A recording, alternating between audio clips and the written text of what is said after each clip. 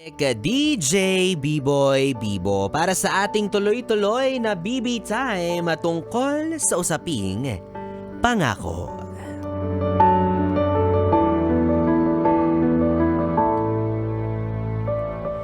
Akalain mo yun, sa dinami-dami ng awitin na naisulat tungkol sa mga pangako ay hindi pa rin kayo natututo na mas may chance pa yun na mapako kesa magkatotoo. Hay, kaya ako never akong naniwala sa kanta ni Ate Reg sa kanta niyang Pangako hindi kita iiwan. Galing no, ang lamig, parang kinabog ko si Ate Reg. O kasi nasundan niyo nung kanta niyang dadalhin lang pala ng hangin ang pangarap ko. Ano, nagkaraoke na siya. Hindi na siya nagsalita, nagkaraoke, nagkanta-kanta na lang siya. At saka yung kay ano ba isa, yung pangako rin, yung kay Ray Valera. O di ba sinabi niya rin or inawit niya rin yung kantang Pangako na sinasabing pangako sa iyo, ipaglalaban ko. Hindi ganun yung pagkakanta niya pero yun yung message ng song. Kaya ako never akong nagpabola, never akong naniwala sa mga kantang ganyan. Isa pa yung Pexman, di ba? Yung sa Shackle. Sino mga nagsashackle dyan?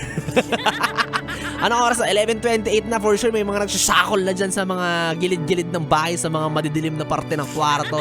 O yung mga nagsashackle dyan. O patugtugin niyo yung kantang Pexman. Diba? Pakinggan nyo yan. Pexman, mamatay man. Wala. Buhay na buhay. Buhay na buhay yung nangako sa'yo na mamahalin ka hanggang siya'y mamatay. Buhay na buhay. Nasa piling ng iba, nandun sa kapitbahay. Diba? Kaya, alam nyo, mahirap ang hawakan yung mga bagay na walang kasiguraduhan. Totoo naman, di ba? Ang pangako ay isang bagay na walang kasiguraduhan. Hindi mo alam kung matutupad or mapapako. Pero most of the time, wala eh. Hindi natutupad.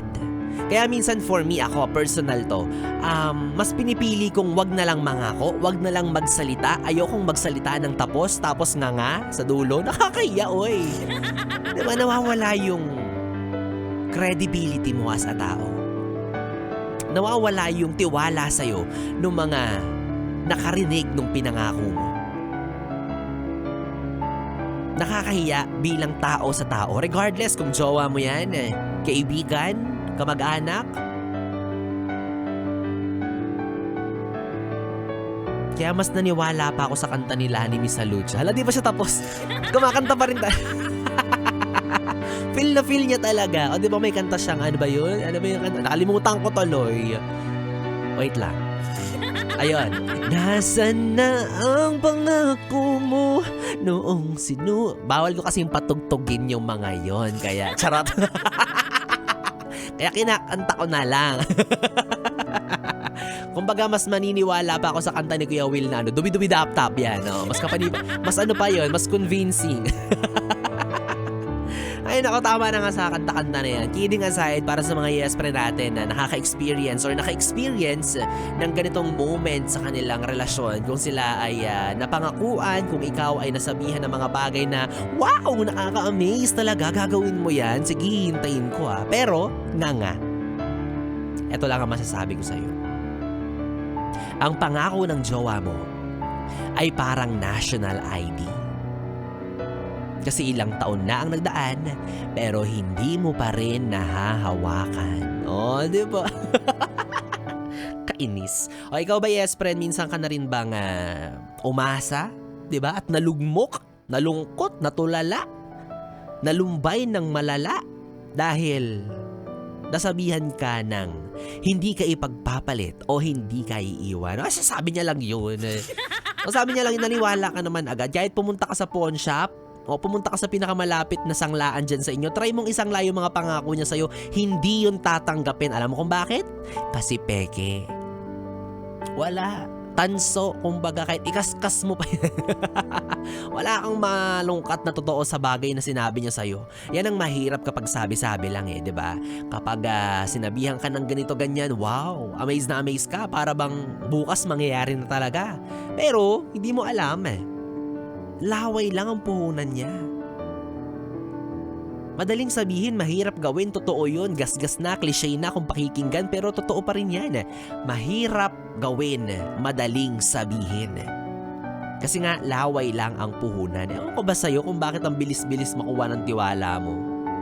Pero, baka naman sabihin mo, ano ba naman yan, Biboy? Ako na nga yung pinaasa. Ako pa yung pinapagalitan mo. Sino papagalitan ko? O sige, siya na lang. Kawawa ka naman. O, diba? Alam ko naman na naiinis ka rin sa sarili mo at some point because naniwala ka. Alam mo na hindi naman pala talaga mangyayari from the beginning pa lang, diba? Pero wala eh. Nabiktima ka lang din talaga ng mabubulaklak niyang salita, ng matalinhaga niyang mga pangungusap na, diba? Madadala ka kasi nagmamahal ka. There's nothing wrong with believing the person you love. Diba, walang masama doon. Mahal mo eh. Pinagkakatiwalaan mo. So lahat ng salitang mamumutawi sa kanya mga labi, feeling mo totoo. Feeling mo laging galing sa puso. Kasi nga, again, laway lang ang puhunan. Tinan mo? Lumalabas yung totoo. Malawayan ka lang ng konti, bumibigay ka na. Diba? Nalawayan. Wala. Nausog. Nabarang, naniwala. Ngayon, wala. But again, hindi naman kita masisisi kasi at the end of the day, ang problema dito ay yung mga taong hindi marunong tumupad sa binitawang mga salita, binitawang mga panunumpa. Mga taong ang hilig-hilig mangako pero hindi naman pala magagawa. Ang galing-galing nyo, di ba? May pasabi-sabi pa kayo na itagha mo pa sa bato, ikaw ang tatagain ko talaga. Pag ganyan-ganyan ka pa nalalaman, alam ko namang hindi mo yan tutuparin. Di ba? Ang daming words of affirmation na wow, talaga ba? Kinikilig ako. Tumitigas yung yelo sa ref. Tapos wala naman. Ending, mas posible pang mabiyak yung bato pag pinukpok mo sa ulo. Ng taong nanloko sa'yo, oo. Charot lang, no? To violence tayo dito. Alam niyo, ito yung sinasabi natin na maging realistic tayo. Maging bukas ang ating isipan, maging bukas ang ating pananaw sa realidad ng buhay. Minsan talaga bilang tao nadadala ka ng emosyon mo eh. May pagkakataon talaga na nakakapagbitaw ka ng mga salita na dahil lang sa bugso ng damdamin. And for me, it's okay at some point. Pero kung nabitaw mo ng salitang yun, panindigan mo. Kung ano yung nararamdaman mo noong mga moment na nangako ka, ibalik mo yung pakiramdam na yun sa pagkakataon na dapat ay tutuparin mo na. 'Di ba? Yung tipong masaya ka lang kasi nasabi mo yun, hindi mo naman talaga sure kung kaya mong tuparin, wag ganon. O hindi naman kaya sadyang gusto mo lang pasayahin yung taong pinangakuan mo, 'di ba? Sa pamamagitan ng mga salita, pero hindi mo naman iniisip kung kakayanin mo bang magawa, 'di ba? Problema 'yan sa dulo. Oo, masaya siya ngayon kasi pinangakuan mo. Sinabihan mo na magagandang salita, pinaasa mo. Pero sa dulo, tanungin mo siya kung masaya pa rin ba siya pag hindi mo yun natupad. So bottom line ang pangako po ay isang siguradong salita. Again, ang pangako po ay isang siguradong salita. Promise. Pexman, pangako, mabigat na salita na kailangan mong panindigan na kapag binigkas ng labi mo, dapat ay tutuparin mo. Kapag binitawan mo sa harap ng isang tao, dapat gagawin mo. 'Di ba? Hindi lang yan sa relasyon. Gaya na sinabi ko kanina, hindi lang yan sa jowa mo, hindi lang yan sa asawa mo, sa partner mo. Kahit saang bagay. Kahit nga sa eleksyon eh, 'di ba? Mas talamak nga yan pag eleksyon. Diyos ko, hindi na kayo natuto. Dapat sanay na kayo kasi, 'di ba? Paulit-ulit tayo bumoboto, paulit-ulit nyo ring binoboto yung mga politikong manloloko na ang galing-galing lang mangako. Pero pag nakaupo, kala mo, wala na, hindi na pumasok sa trabaho. Nakalimutan niya na yung trabaho niya. Itaga daw sa bato, ewan ko ba, sabi. sabi, taga daw sa bato. Pag siya daw yung nanalo na nakaupo sa Senado, ewan ko, hindi nga siya makita ngayon. Kayo ba? May balita ba kayo doon? Diba? Tapos ang di ko maintindihan, tuwing nangangako tayo, lagi nating sinasabi na promise, mamatay man ako, mamatay man, hope to die. Na para bang sigurado ka talaga sa sinasabi mo. Diba? Paano kung mamatay ka dyan? Parang bumulagta ka talaga dyan bigla, di mahirap na. Diba? Mamatay man ako, buhay pa rin naman. Ano ba? Ay nako, kaya kung nagkakatotoo lang yung kasabihan na yan, diba? Yung hope to die, mamatay man ako, malamang sa malamang nabawasan na yung mga taong nabigo dahil napangakuan. Wala kasi naubos na yung mga sinungaling. Oo. Basta ako, yes, friend, hindi ko maipapangako ang mundo para sa'yo. Pero ito ang tatandaan mo, loyal ako at gabi-gabi ako ang willing na dumamay sa'yo. Gabi-gabi sasamahan kita kahit mapuyat man ako. Diba? Malamang, trabaho ko to Dito ako sumusweldo Charot lang. Eto na nga, yes friend, dahil kanina ay meron din akong pangako sa inyo. Pangakong bibigyan ko ng 500 kung sino man ang susunod kay B-Boy Bibo. Kaya naman eto na ang hinihintay mong anunsyo kung sino nga ba ang mapalad, masuwerteng matatanggap ng tumatagintingan na 500 piso para sa ating ACS! Pera lang yan! ACS! Pera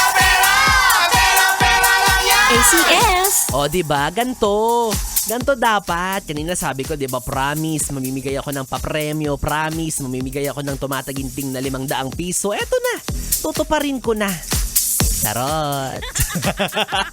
O hindi, dapat again ang pangako ay isang siguradong salita na dapat tinutupad. Eto na, yes friend. Huwag ka na mag-alala dahil ito na ang anunsyo kung sino nga ba ang maswerteng mananalo ng 500 pesos. At malay mo, ikaw na ang panalo. Kaya naman lakas mo na ang volume ng radyo mo dahil eto na ang pangalan. Congratulations sa pagmumukha mo! Virginia Musni! Congratulations sa iyo, Virginia! Sana all, Virginia! Sana all sa Virginia, diba? Nakatanggap ng premyo, nakakuha ng 500 pesos.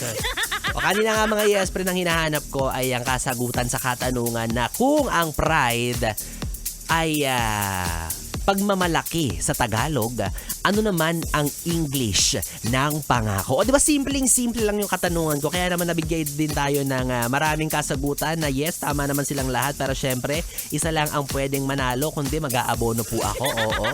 At ang sagot ni Ate Virginia Musni nga ay promise. O, diba? Ang galing mo doon. O, sabi niya dito ay sana mapili mo ako, DJ B-Boy, pandagdag lang pambili ng school supplies ng anak ko. Matagal na kami nakikinig sa'yo dito sa Carol's Botica. Solid. Ay! O, deserve mo yan. Sa'yo na ang 500 pesos, ha? O, ikaw, yes, friend, kung gusto mo ring makatanggap ng papremyo, gusto mo ring manalo, ituloy-tuloy mo lang ang pakikinig at pakikitutok sa 101.1 Yes FM. At syempre, ituloy-tuloy mo lang din ang pagtangkilik sa mga produkto ng ACS Manufacturing Corporation tulad ng Pride Detergent. At malay mo, ikaw na ang susunod na makatatanggap ng 500 pesos para sa ating ACS! Pera lang yan! ACS! Pera lang yan! ACS! Yes, friend, 3 oras na BB Time ang ating pinagsamahan na kapiling nyo po ang BB nyo sa radyo. Ang DJ na mabilis bumayo. Ang dila sa mikropono. Ako po si DJ B-Boy. B-Boy, Bibo. Magkasama at magkarinigan po tayong muli bukas sa parehong oras. Oo, Thursday na bukas. Ay, walang pasok kasi 4 days ako tayo. Dito pa rin sa istasyong No Problem ang 101.1 Yes FM. Solid. Oras natin, 11:41. Good night, baby. At para sa ating susunod na kanta, eto na ang awitin ng rockstar na pinamagatangan, Sumpa. Ang mga pangako niya ay parang sumpa. Enjoy.